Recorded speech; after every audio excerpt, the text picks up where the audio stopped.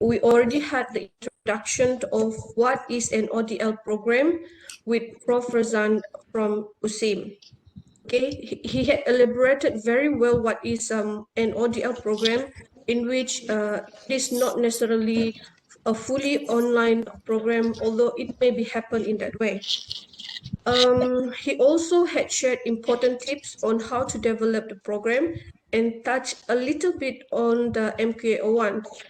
In continuation of the previous session, today we are very honored to have another expert of ODL, Associate Professor Dr. Azidah Abu Ziden from Universiti Sains, Malaysia. Before we start the session, let me briefly introduce our guest speaker's background. Okay, Associate Professor Dr. Azidah Abu Ziden is a senior lecturer in School of Educational Studies, Universiti Sains Malaysia. She is currently the Deputy Director of the Center for Development of Academic Excellence, CDAE-SM. Her research interests are in the area of instructional design, e-learning and m-learning, educational technology, ICT and multimedia, and 21st century learning. As a national e-learning master trainer, she conducts trainings to lecturers or educators in the area of instructional design, e-learning approaches and tools, as well as new approaches of teaching and learning nationally and internationally. Dr. Azidah was the recipient for the prestigious Anugerah Akademik Negara, or in short AAN, in 2017 for Anugerah Pengajaran. She was also the recipient of the Gold Award for Best Learning Model, Blended Learning in LearnX Impact Award in 2018 in Melbourne, Australia. Dr. Azidah has been appointed as the MQA assessor in the area of ICT, multimedia, and ODL since 2012. Because of her background, we invited her to share her knowledge on how to prepare Mqa01 document for ODL program applications. Okay, just to let everyone know that this session will be recorded and is conducted live through PKPKAFB. Before we start the session, I would like to remind all the audience, if you have any question, you may ask directly to the speaker by unmuting your mic, or you may drop the question in the chat box. Please state question before you write your query to allow me differentiating comments and questions. Okay, without further ado, I hand over the session to the speaker. Dr. Azidah, the floor is yours. Okay, thank you Dr. Rahimah. Assalamualaikum warahmatullahi wabarakatuh, and a very good morning everybody. Alhamdulillah, I'm here today to share with you all about the Mqa01 for Open Distance Learning, ODL. Okay, for your information, like Dr. Rahmas mentioned just now, I've been doing this since 2012, all right? And then it is my pleasure to share with you all about Mqa01. However, I think that, you know, giving talk or giving a session on quality is much more boring compared to, you know, when I give talk about teaching and learning and so on. So bear with me, okay, in this session, all right? However, please do ask questions, okay? Please do ask questions while I'm giving the talk, all right? So if you have any queries, just unmute your mic and ask question, or if you don't want to unmute your mic, just put it in the chat box, okay? I will check the chat box regularly, all right? Okay, so for this session, I'm going to refer to the document Code of Practice for Program Accreditation for Open and Distance Learning COPA ODL. So as Dr. Rahma mentioned just now, okay, you had a session with Prof. Ziden last week, which was actually, he used to be in USM in our school of distance education. He was the expert in ODL as well, all right. But for this session, I'm going to focus on Mqa01 as well as how it can be elaborated, or how can you use the code of practice for program accreditation, COPA, COPA for ODL. All right. So whatever I'm going to share with you all are based on COPA. So it's very technical. However, we are going to make it much more simpler so that you will understand. If let's say you are a head of department and you would like to develop new program on ODL, or you are going to look at your existing program to become ODL, and this is a session for you. All right. So for today's session, first I'm going to have an overview of COPA ODL. All right, just a general overview of COPA ODL, and then we are going to look at the requirement of Mqa01. Okay, before you are going to look at Mqa01, you need to study first the COPA ODL so that you are well versed of COPA ODL and you know what to do, okay, for your ODL program. Okay, and then we are going to try map sections 2, 3, and 6. Okay, there will be 7 sections in Mqa01. And then the most important thing in ODL, in doing Mqa01 for ODL is the mapping between section 2, 3, and 6. Okay, that is the most important part. All right, and then the Q&A will be, you can ask me questions during the session. So this is the sessions that I have planned for today's session, yeah? All right. So, I'm talking today as an ODL assessor for MQA. So this week, not this week, last week I have been auditing 2 ODL application, yeah, for provisional accreditation, whereby I have 2 applications from non-ODL institution. All right, so we have ODL institution who are actually well versed of ODL because they are doing it, that is their main business. All right, however, like UMS, you are a non-ODL institution whereby ODL is not your main business. You have been doing conventional teaching and learning, conventional delivery, as well as blended learning. But I think during this pandemic COVID-19, since April 2020, we, the non-ODL institution, have been embarking on the fully online, almost like fully online, because we have been teaching online all the time until now. All right. Okay. So for today, it is non-ODL institutions, but I will touch some of the ODL institutions to compare, all right, how they do their ODL delivery compared to us, which is non-ODL institution who have different way in looking at ODL. Okay. All right. First, in ODL program, I am an assessor, right? So when I'm looking at non-ODL institution, first, I'm looking at readiness to embark on ODL. Okay, so do you think UMS, for example, is ready to embark on open distance learning? Do you think you are ready? So How do you know you are ready? First, we are going to look at your program. For example, you are from health program, okay? Health PTJ.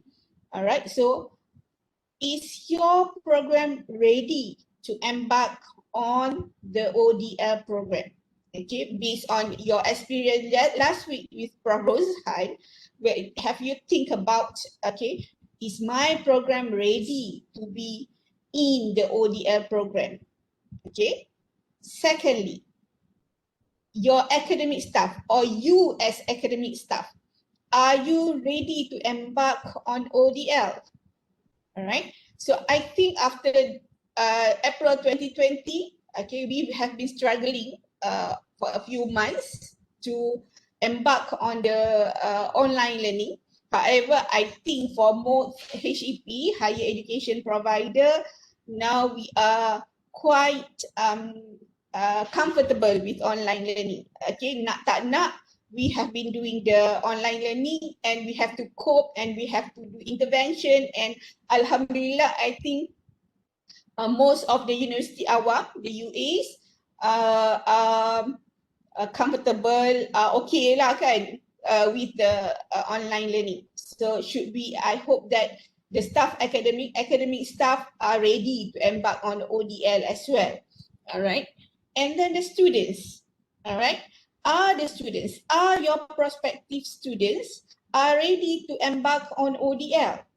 Okay, you must have a look, you must, the department must look at how your prospective student are ready for ODL. Can they learn your program? Can they do the program online?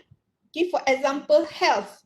Okay, will they be able to fulfill the requirement of your program via ODL? So you as a program provider need to be able to justify that, okay, my students should be okay, okay, in doing their learning via ODL.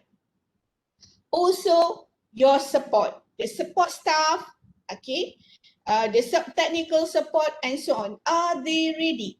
Okay, do you have ample support in your department, okay, within your department? So these should be a very important measures, okay, in your readiness to embark on ODL. Why?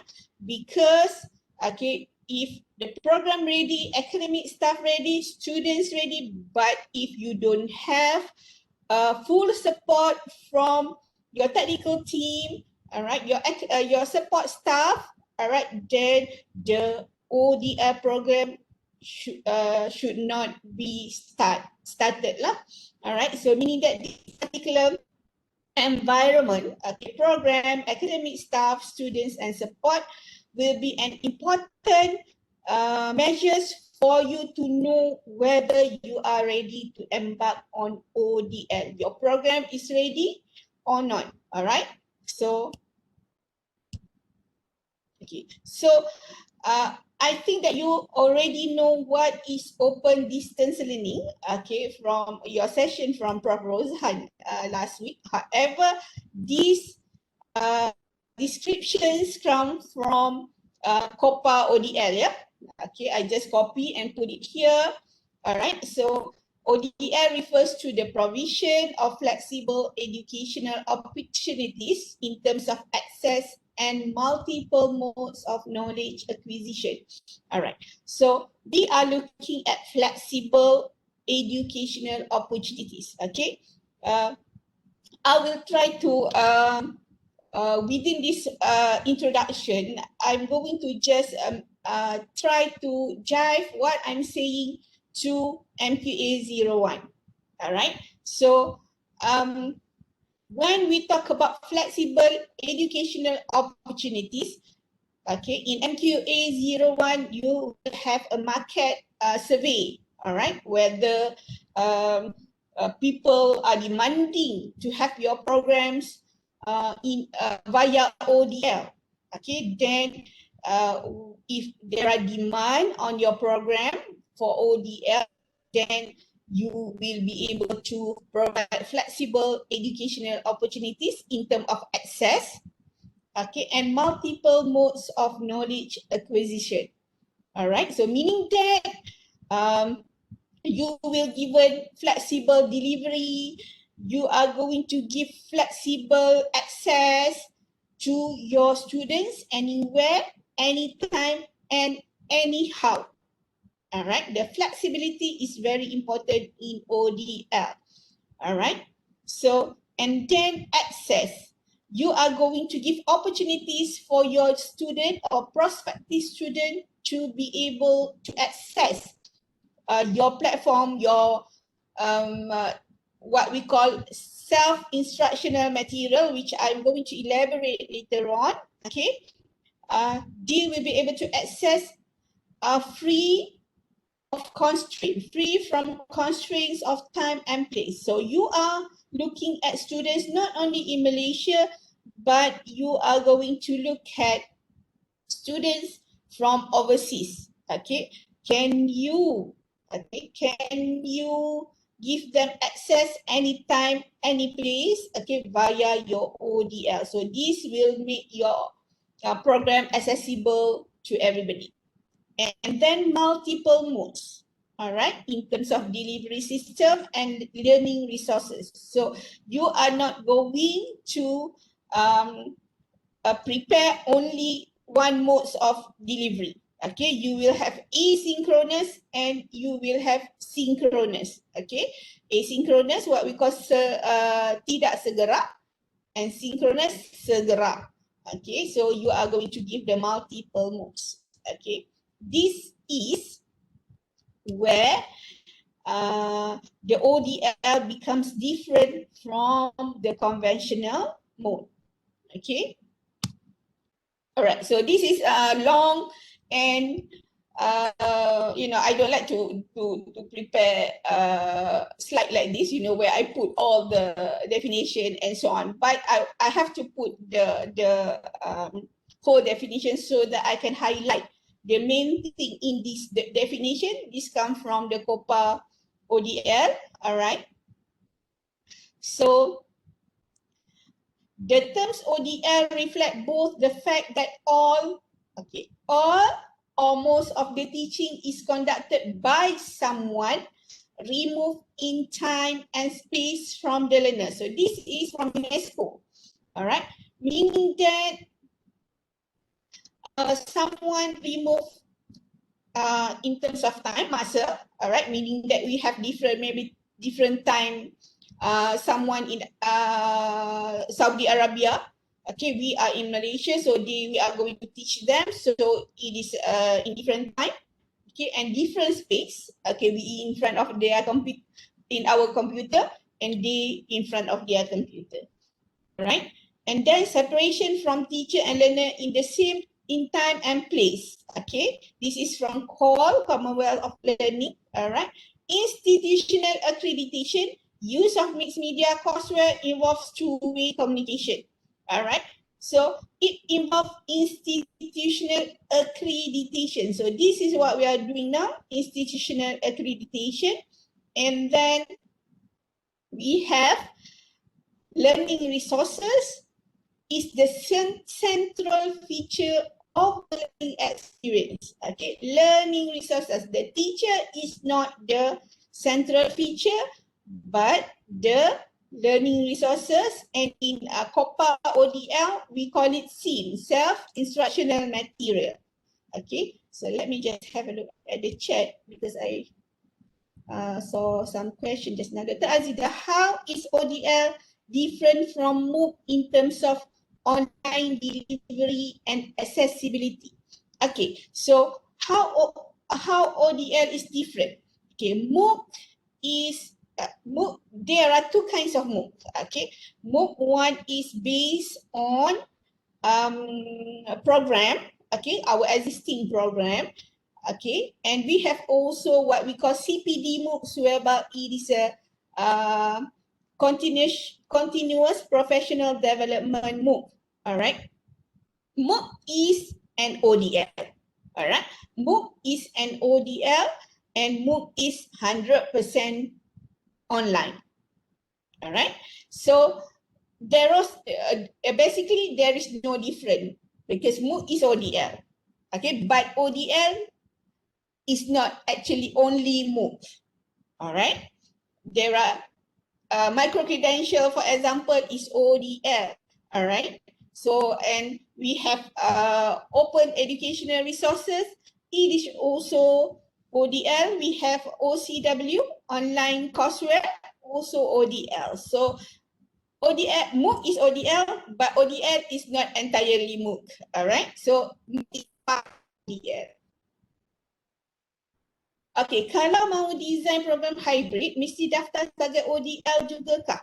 Alright, hybrid is blended learning. So if you are doing blended learning, so you don't have to daftar as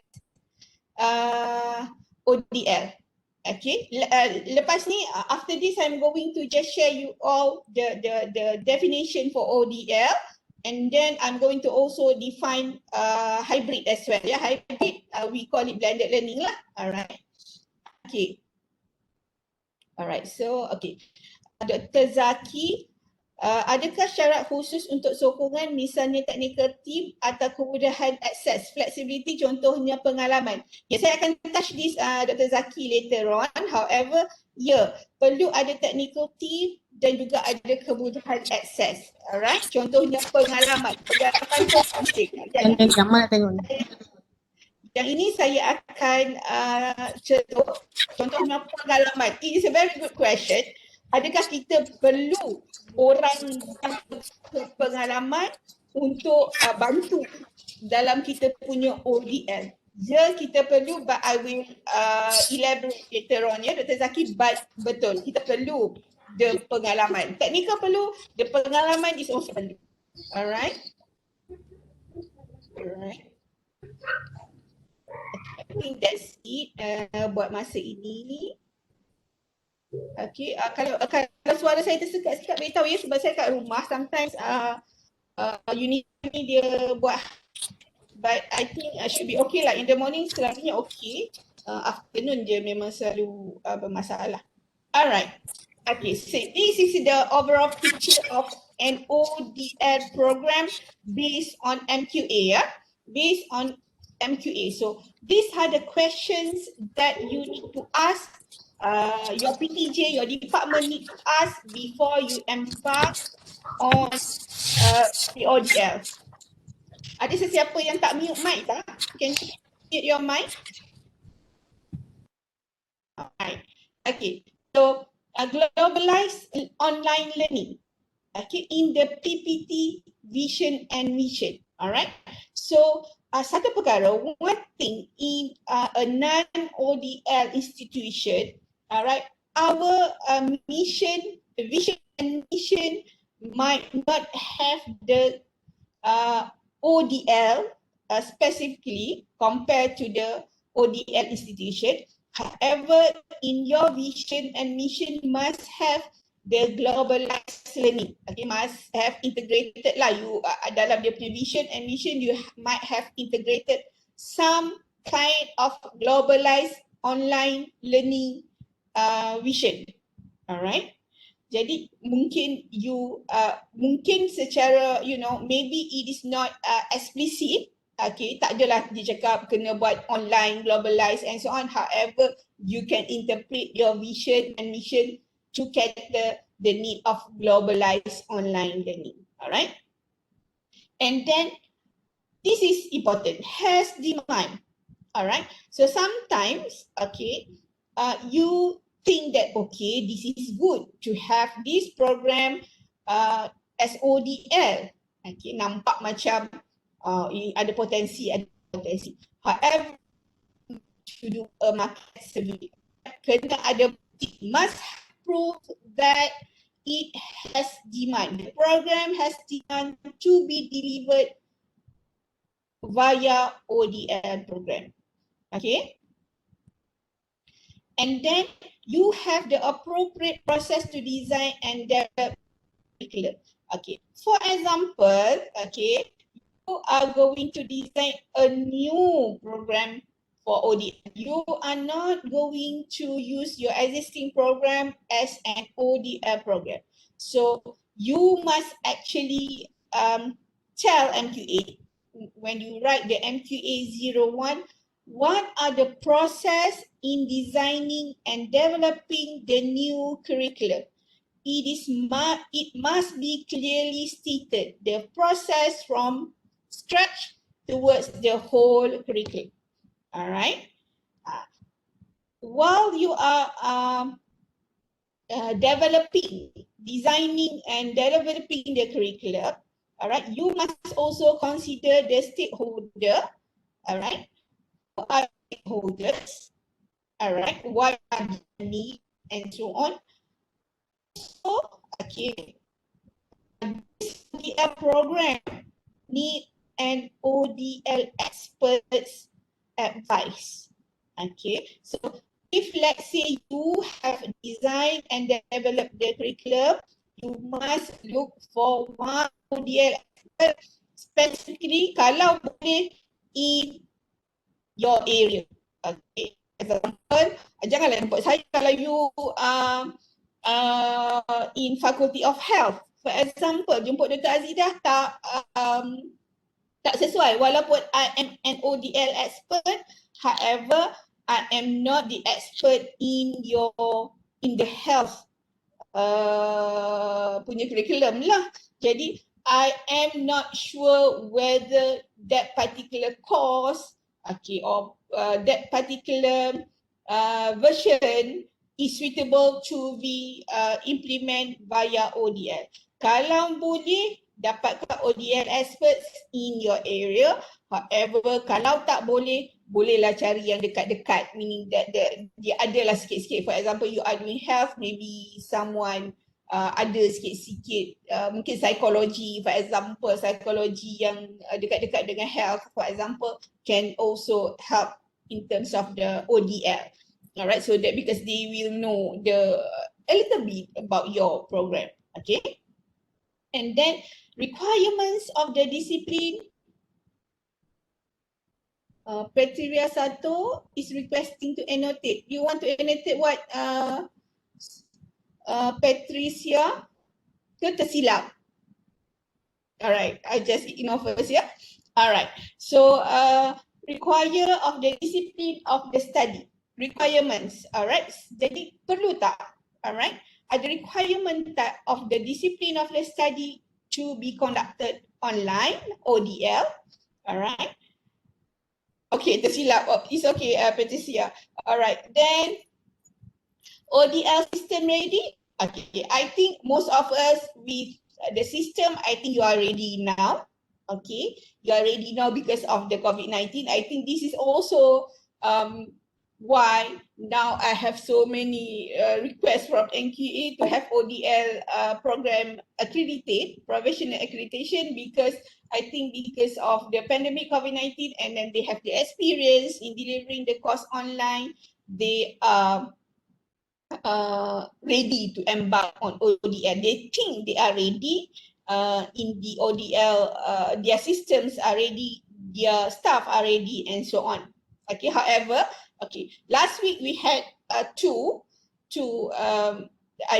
I had, because when we do the provisional accreditation, one is the experts in the area, in the program, will be assessing the program, okay, the application, and one will be the ODL expert. So I was the ODL expert for 2 programs last week, okay. So from the 2 application, we rejected 1, okay, 1 we give provisional bersyarat, ya, kita bagi syarat, we give some requirement for the institution, they must meet this particular requirement, okay, we give some requirement for them, they must meet, and then barulah kita benarkan mereka menjalankan program tersebut. Alright, so if you think your ODL system ready, it might not be ready kalau tidak mencapai tahap-tahap yang diperlukan. And you need the ODL coordinator. All right, but I don't think this is a problem with UMS because you have the e-learning center. All right, so the e-learning center, the pengarah or the e-learning coordinator can be the ODL coordinator because they have experience in e-learning. So you will have no problem, just make them the, appoint them as the ODL coordinator for your program as well, okay? All right. So let me just check. All right, so Dr. Nazir look for ODL expert in medical and health sciences, particularly in nutritional sciences or maybe dietetic. All right, so Dr. Nazri, like I said just now, if you can't find somebody who are experts in specifically in your area, you might want to look for experts that somehow related to, almost related to your area, okay, sciences and so on, okay, boleh. Alright, okay, so tak semestinya memang nak cari ODL expert, your area might be difficult, alright, and then the ODL experts not to be in your institution, it can be ODL experts outside your institution, alright, I can mention that it can be people outside your institution. Kalau ada dalam institution, then it should be okay. Kalau tidak, you can go and have them look at the programs and have a look on the applicability of DL for your area. Kalau tak boleh juga, bolehlah jemput yang biasa, orang yang bukan dalam bidang tetapi ODL expert. Kalau tak jumpa juga should be okay lah, so that it can they can ask you question, he or she can ask you question regarding the ODL, and then you can clarify, and they will help you in terms of the implementation. As long as you can answer their questions, you can give suggestion on the delivery and so on, should be okay. Right, and SMS. If we want to have only 2 courses which are ODL, not the whole program, is it okay? Example, just research method and data analysis courses. So this will be the blended learning. All right. So this won't be an ODL. All right. So these are the question by NSMS. All right. If you just want to have 2 courses, it's blended learning. Okay. I'll explain in this slide. All right.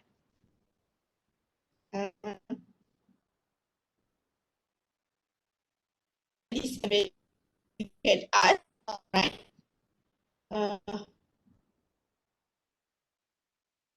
Okay, salam Dr. Azidah, regarding the market survey, can you suggest the appropriate number of content to be needed? All right, so it depends on your program, you know, but you might want to, last week that I did the ODL audit for one of the institution. They only give us 21 respondents for the market survey, so it was not accepted. All right, so I think you must like a research, okay, the minimum number, okay, if 20 it is not accepted, you might want to go up to 100 and so on. All right. Wait, I'll just go up first.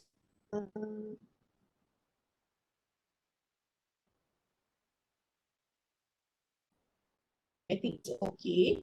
Then Dr. Lim, what is minimum requirement in terms of online system support? I don't understand this question. Minimum requirement? I think that the support will be based, okay, sorry. So it will be based on the availability of the technical support. For example, you have one help desk, you have people who will cater the need of the students. So as long as you have the support staff and technical support for your program, should be okay. All right, there is no minimum requirement, but at least you will have technical people. Okay, you will have ODL experts to help your, especially the ODL expert or e-learning coordinator will help the lecturers in terms of preparing their self-instructional material.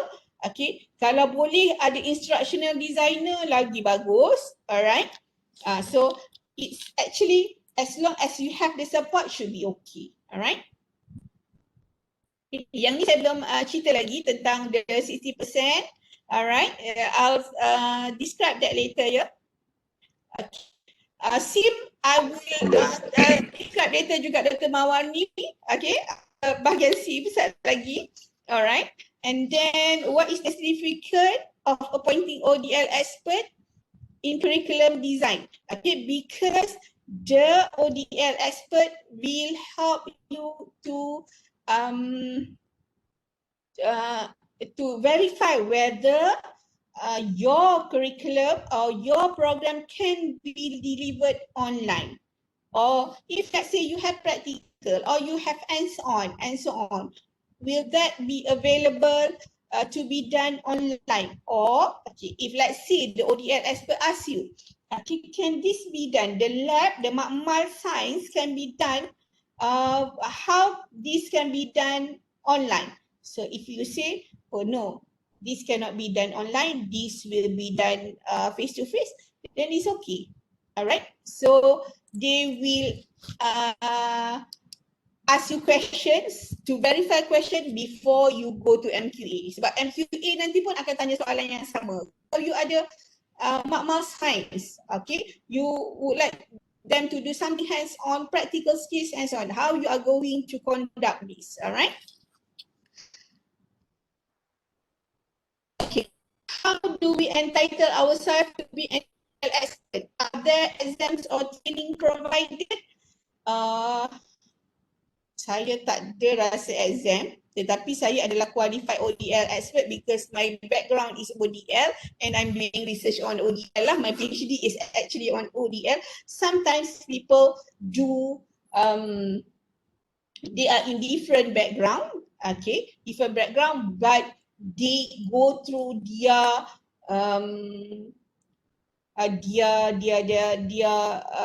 academics via online.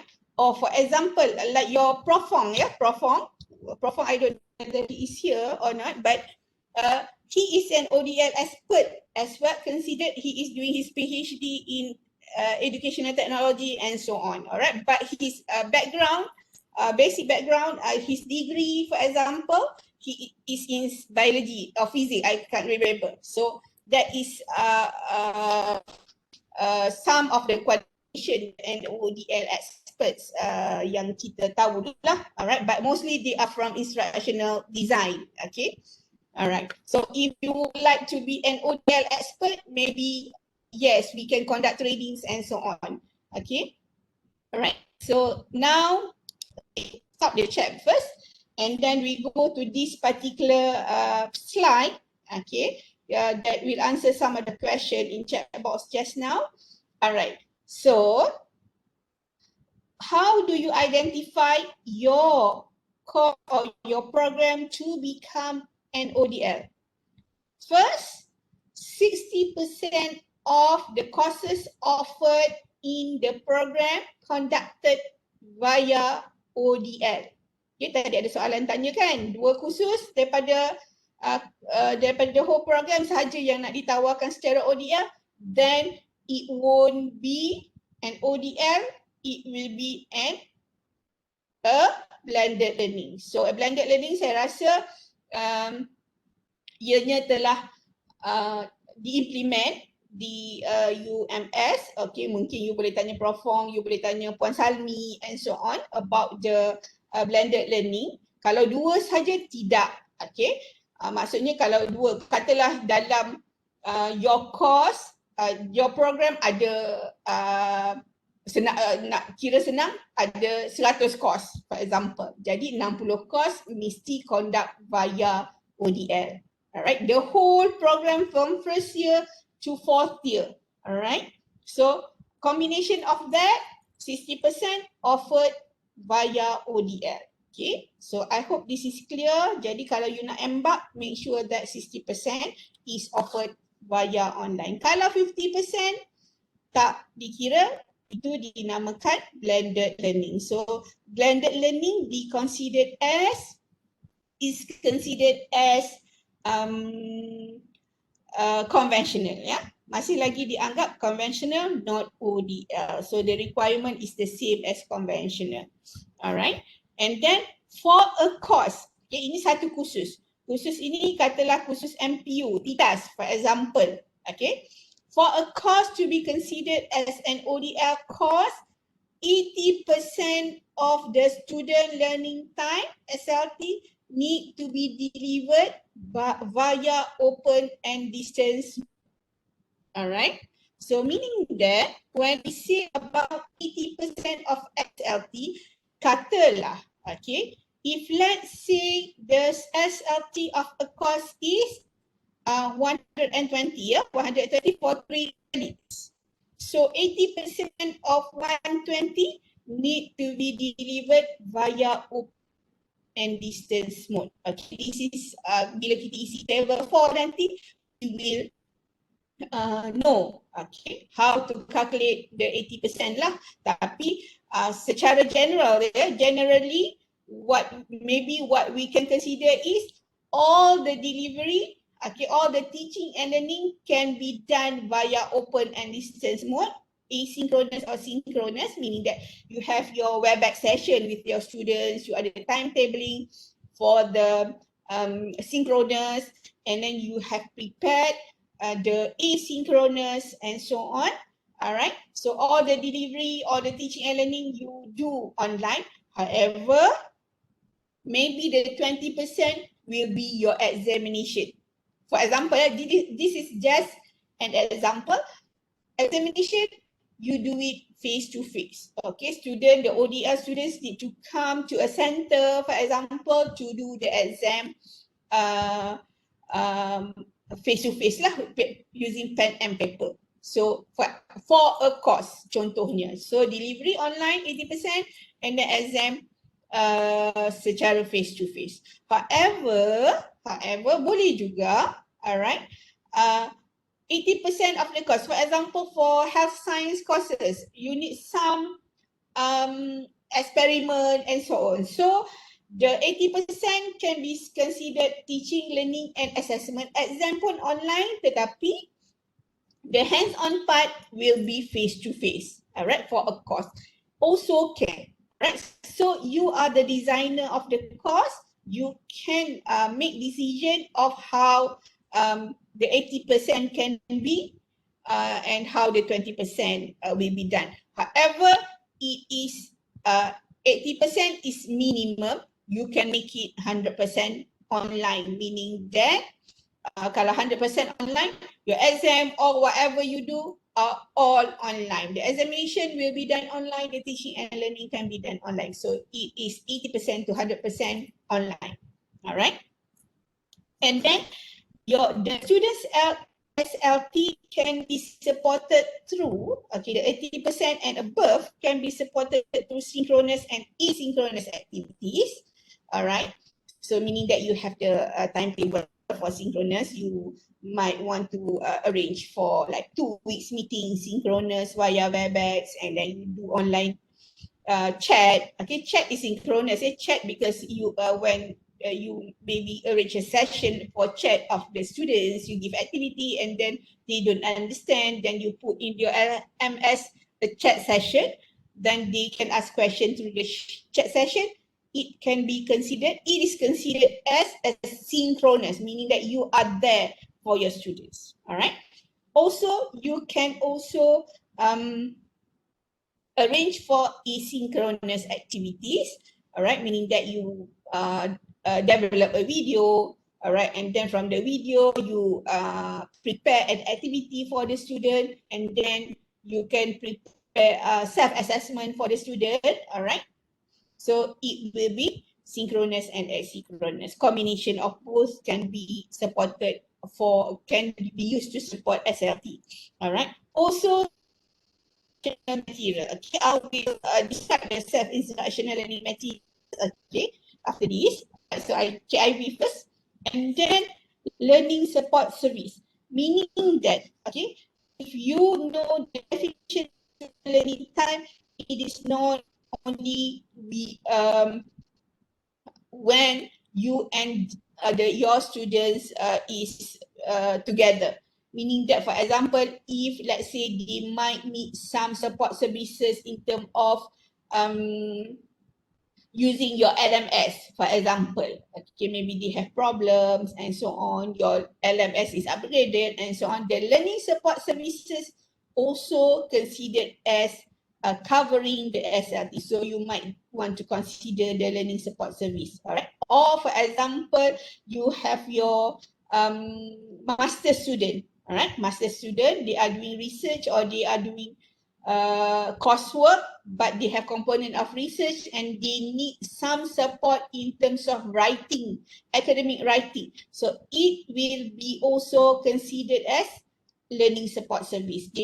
For example, you you said that if you would like to learn about the how to write your dissertation, you can refer to this particular person. All right, that particular activity with that particular person is considered as learning support service, and it can support the SLT as well. All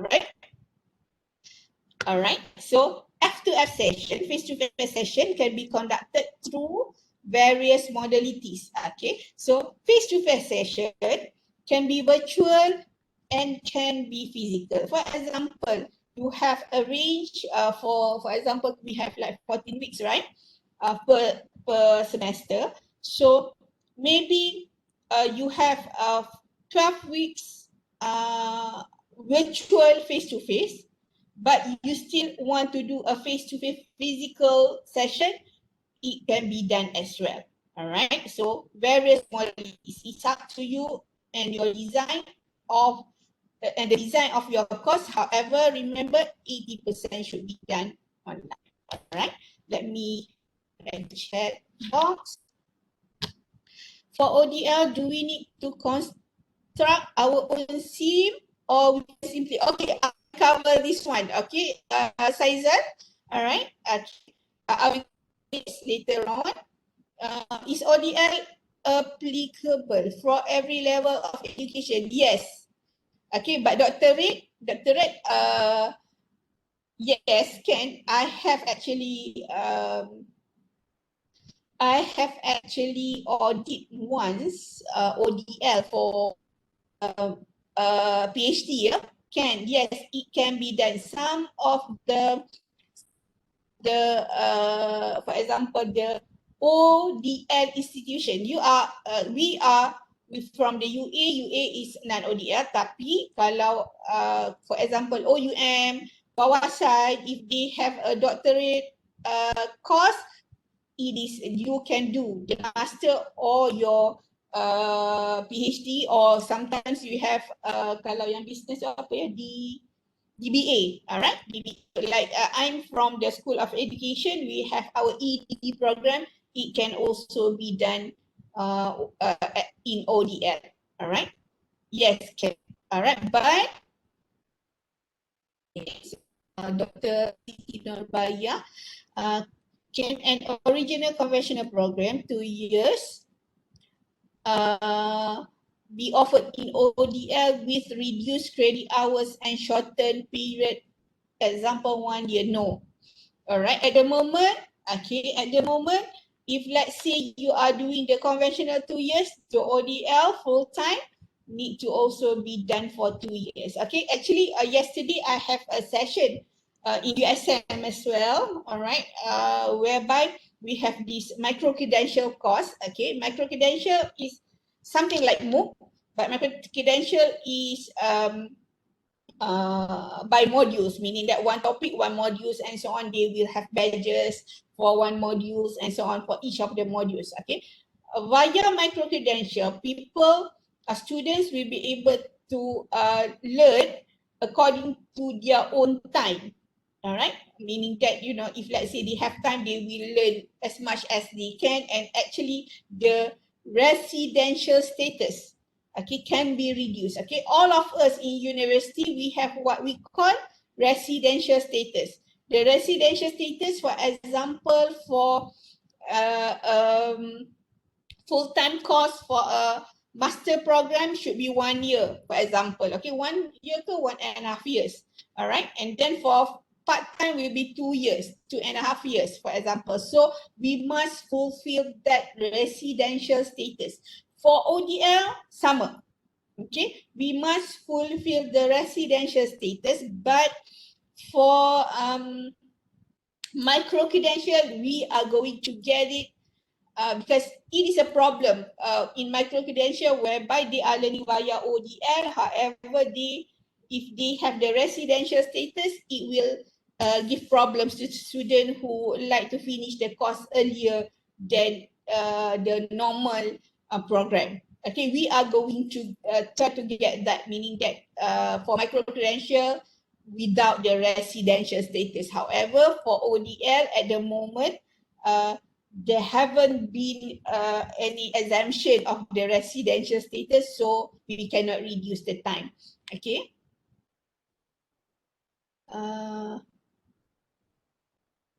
Dr. Jamila, meaning at least 60% or 100% ODL also okay? Yes, it is at least 60%, Dr. Jamila. Kalau nak buat 100% ODL, tak ada masalah. Alright.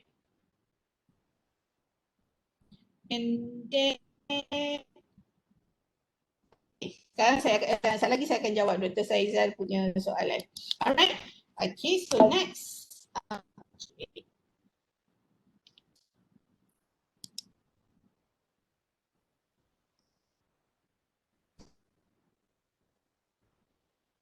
Gerak.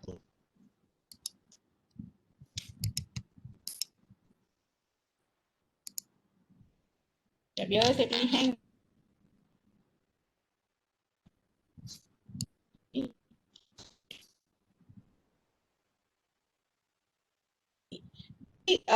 Talk about MQA and POPA ODL. Alright. When you are looking at MQA01, the 7 areas of evaluation adalah sama. It is similar to the normal program. Maksudnya kalau you punya pejabat, your quality center dah well versed tentang the usual way of going to MQA, applying for accreditation, the 7 areas are all the same requirement. However, there are a certain part that we need to look at in ODL. Okay, later on I'll show you. Okay. Okay. So main features for requirement of ODL, first is outcome based. Alright, so meaning that when you write your CLO for a new program, you must make sure that the outcomes or the abilities of students should be able to demonstrate upon completion of an educational program. I think that for sekarang ni pun memang we are looking at outcome based. Alright, and then you need to have an ODL expert within your institution. So this ODL expert might not be the expert in your area, okay? But the ODL expert that I mentioned earlier, they will review your program so that they can give feedback, okay, on the delivery. These particular ODL experts, all right, he or she will deal with the challenges of instruction and provide training within your institution, as well as advice on ODL learning and teaching processes and practices. So the ODL expert for UMS, I think, might be the e-learning center lah. Okay. Will deal with the challenges of instruction, how do you do your instruction online and so on. So they are giving trainings as well as advice on ODL. So I don't think you have a problem with the ODL expert within your institution. And then we have SIM, self-instructional material. Okay, I'll tell you about this after this, all right? And then an electronic online learning platform to conduct learning and teaching activities. So I think you have the smart apa ya? Okay, your LMS platform, all right? So so that can be used for your ODL. So you have that actually for your institution. So you don't need another learning platform for ODL. You can use the existing one. Okay, and then nature of interaction should be considered lah, whether it is synchronous or asynchronous. Okay, so you might want to consider, for example, in that your program, okay, the whole program you have a major, you have minor, and so on. All right, so you might want to consider maybe the minor project with more theories and so on. You can done asynchronously, and the major program, major courses, asynchronous for minor and easy, okay, easy courses, and synchronous mostly for harder courses. So but it is up to you, all right, it is up to you, but you need to design that, all right. All right, so let me, I saw some question just now. Okay, no, alright. Dr. Rosita tak perlu ikut macam ODL sebab this is ODL, it is up to the design of the seat. Okay, so 40-40-20 tu blended learning for the online apa orang kata? Online teaching and learning. Kita tak perlu ikut yang blended. Blended ya kena ikut 40-40-20. Ya, PTG betul. Blended learning BLS. Alright, Dr. Rosita UPNM ke ni? Rosita. Okay. Okay. Jauh datang ya, terbang ke Sabah. Alright, so tak perlu ya PM Dr. Rosita. So meaning that it is kita tak perlu ikut 40-40-20. Kalau nak ikut boleh, but it is not a requirement. Okay. So Dr. Lim, alright, if we have a program currently implemented under conventional or blended, can we treat other meaning programs currently? Yes, you can. Yes, you can. Actually, previously untuk non ODL institution, the requirement was the program need a new program should be based on a conventional program that you have offered in your institution. You duplicate that particular program, and then the program becomes a program. Okay. And now you can also, a new regulation from UMQA, you can also design a new program based on ODL. So to answer the link just now, yes, you can duplicate the conventional or blended, and you can create another for ODL, meaning that you are going to, the course is for students who are not in UFS, meaning that you want to cater the need for students outside Sabah, for example. You want to get students from Semenanjung, for example. That should be okay. You just duplicate, but you must look at the requirement that I mentioned earlier for ODL. All right. Yeah. Okay. All right. And then. Okay, Dr. Nazri, kami masih tawarkan program konvensional tetapi SLT aktiviti disesuaikan ikut kaedah ODL. Betul. Okay. Yang ini akan saya cerita esok dalam table 4 ya. Dalam table 4 tu yang kita akan tetapkan SLT yang mana yang konvensional akan ditukarkan menjadi SLT ODL. Alright, so it will be done in table 4. Alright, barulah kita nampak, we can see the difference between ODL and the conventional. Okay. Okay, Doctor, what is the difference between synchronous and F2F virtual? Same, but synchronous tidak semestinya face to face ya. Like I mentioned earlier, Dr. Nur Hanisa, okay, synchronous can be chat. You can chat with your students synchronously without face to face, meaning that you don't meet them via Webex and so on. You just use the chat features in your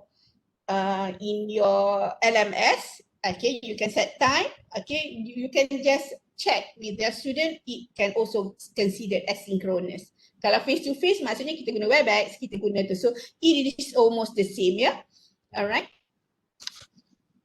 And oh, maaf, saya terkeliru dengan table 4. Okay. Doctor, if ODL, does we open for all like putting in MOOC or just in UMS? It is only in UMS, meaning that kalau MOOC is considered as free for everybody. Tetapi for ODL, it is your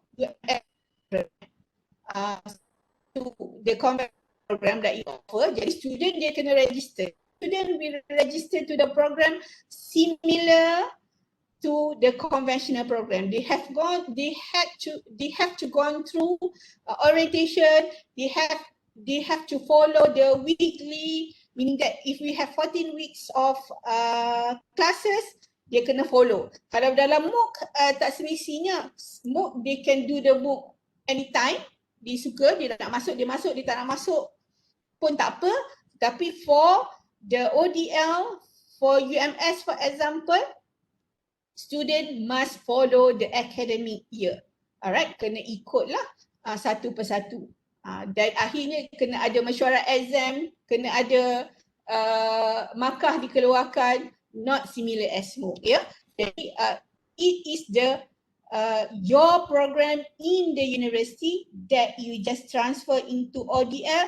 The process of kemasukan, entrance and so on sama saja, tetapi it will be done online. Yes, betul. Dr. Mawarni, it follow the conventional academic year. It is only ODL in terms of the delivery. Okay, but the academic year will be the same, not same as MOOC. Okay. Alright. Okay, so we go on with the ODL system. So before you embark, okay. So meaning that the PTJ, the ODL system, you must consider whether the whole system is ready. Okay, you have online platform. Okay, you have plan the mode of interaction, synchronous or asynchronous. Online platform, saya percaya, I believe that in UMS, it is already developed and established. Alright. And then, system support and trainings, I think you have the e-learning center. Okay, maybe you have experts as well, you have student support. Okay. Student support ni yang saya, I'm not really sure whether you have or not, because before this, our student support usually will be the conventional student support lah kan. Alright, if they have problem, they will give to the HCP and they will, but however, for this ODL support, we are looking at technical support for the students. Kalau dia ada masalah nak login, how do they contact the technical support? Sebab dia adalah, mungkin dia berada di Brunei for example, so they need to have a support online, maybe 24/7 if you can do that, but at least when they need the support, they will be able to get it immediately or in ample time. Alright. And then staff support, okay, kalau student support, the staff also need support. Alright. Okay, then self-instructional material prepared and considered copyright. Okay, so yang ini saya akan cerita lebih detail ya tentang self-instructional material, because I after auditing because this seems is being highlighted for the new document, the latest document 2019. So before this, the SIM tak diceritakan dengan jelas dalam MQA, tetapi untuk the latest version, SIM is being mentioned, alright, and how to prepare and consider. So after this, I'm going to share with you all about the SIM, alright. This is one important lah things. Okay. Kalau kita tengok tadi, saya rasa okay, kita tengok tadi yang ini saya rasa online platform dah sedia, alright. Mode of interaction pun sebab you have been gone through the pandemic COVID-19 blended learning. I think you have been, all the academic staff has been ready for the mode of interaction, synchronous and asynchronous. I think you are already ready also for system support and training. However, the self-instructional materials, yang tu yang saya tak pasti sama ada you dah prepare, you ada atau tidak. Alright, so let us discuss this. Sebelum tu saya jawab dulu, Dr. Rozaimi. Apakah syarat untuk membangunkan program ODL? Adakah program konvensional perlu dapatkan akreditasi penuh dahulu? Kan program ODL ini bergantung dengan program konvensional sedia ada. Ya, betul. Alright, perlu dapatkan akreditasi penuh dahulu. Meaning that kalau dia profesional tak boleh lah. Okay, kena ada akreditasi penuh program yang dah establish di UA. Alright, disebabkan oleh betul. Jadi tapi sebenarnya kalau you buat, sebab yang ini ada yang baru ya, meaning that you can develop the program from scratch. Okay, jadi tak perlulah ada program konvensional yang sedia ada pun tak apa, boleh. You boleh buat satu program yang mana tak ada kena-mengena pun dengan whatever program konvensional yang sedia ada. Ini boleh dijalankan sekarang ni, dah dibenarkan. Okay, so it depends lah, tapi kalau you guna program sedia ada, make sure that it is already established dan dapat akreditasi penuh dahulu. Alright. Ada minimum enroll? Tak perlu. Okay. Ada minimum number student tak yang perlu enroll ODL sebelum ditawarkan? Alright. Tak, meaning that you get the provisional dulu, baru you boleh enrollkan student ya. So kena dapatkan provisional baru you boleh enrollkan student, tak boleh enroll tu sebelum tawarkan. Jadi you kena dapatkan provisional akreditasi sementara ya, baru boleh tawarkan program itu kepada student. Jadi kalau dah tawarkan waktu dalam dokumen, sekali lagi saya akan tunjuk dokumen. Alright. Dalam dokumen tersebut memang kena ada kita punya projection. How many students that we expect to enroll in that particular program. Okay, for example, for the first year, mungkin you tak expect ramai yang akan enroll for that particular program, mungkin 10 orang saja. Okay, first year 10 orang, second year 20 orang, third year 30 orang. So dalam dokumen untuk dihantar for the provisional accreditation sementara, you kena nyatakan you punya expectation on the number of student